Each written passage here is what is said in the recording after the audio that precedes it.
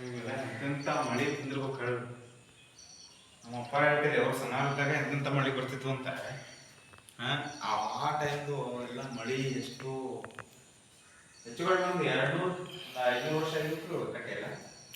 Sir ಕದಂಬರ ಕಾಲ 1600 ವರ್ಷದ ಹಿಂದ್ರಿ.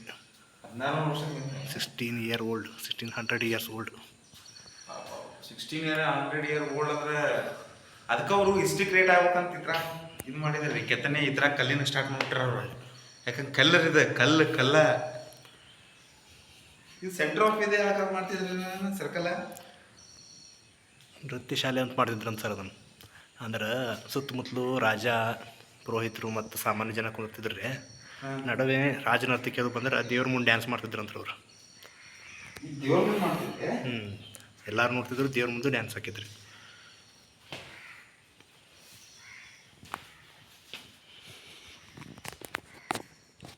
ಒಂಥರ